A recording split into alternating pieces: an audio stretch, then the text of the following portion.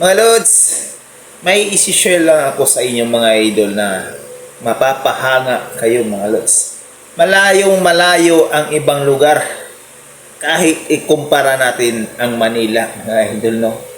Ito yung nakakaibang lugar na nasasakupan ng ating mahal na Pangulo at mahal nating Vice President na si Sara Duterte mga idol. Panoorin natin ang video. Let's go!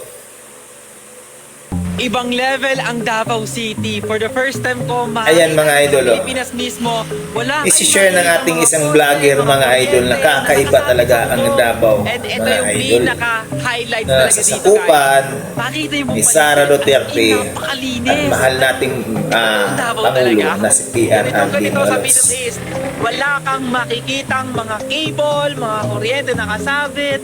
Like, nasa ilalim ng lupa, lahat ng mga kuryente dito. O diba mga idol? Number one talaga dito is yung Talagang mapapahanga ng ka Davao City. sa Davao mga idol, Hindi magpapahuli lalo ang na coastal road ng sa Davao mga City. Duterte Ito yung family mga Lods. pinakadinadayuan talaga ng mga Grabe tao. ang lupit mga Lods, no? Umaga at hapon. Ikumpara natin sa Manila mga idol Makikita nyo at naman sa ibang paligid, lugar. napakalinis talaga dahil Tingnan mo naman ang Manila mga Lods. Ayan, o, puno ng basura. Simula nung nakaupo ang administrasyon ngayon mga idol, binaboy na. Wala na sa kaayusan. Nagkalat ang mga kriminal. Nagkalat ang mga buang ng mga tao. Lods. Grabe mga idol, no? Kasi hindi marunong magdisiplina ang nakaupo sa ating bansa mga idol. Hindi nga niya madisiplina ang kanyang sarili, lalo na ang nasasakupan mga Lods. Nakakatawa mga idol, di ba? Tapos ngayon mga Lods, ano nangyari?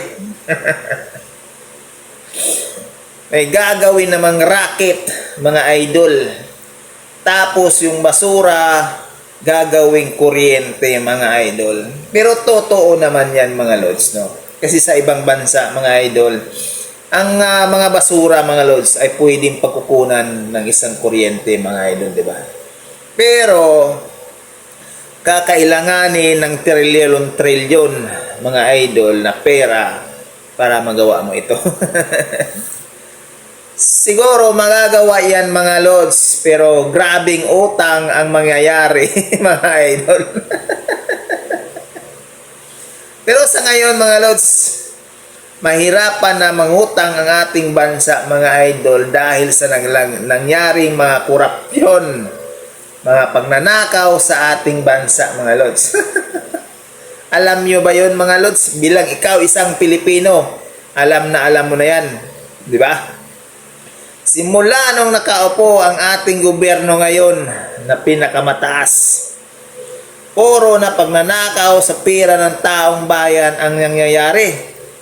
Tulad ng flood control project mga idol na bilyon, trilyon na pera na ginamit para dyan sa project na yan, pero napunta lang sa bulsa ng mga nakaupo ngayon sa ating gobyerno, mga korap.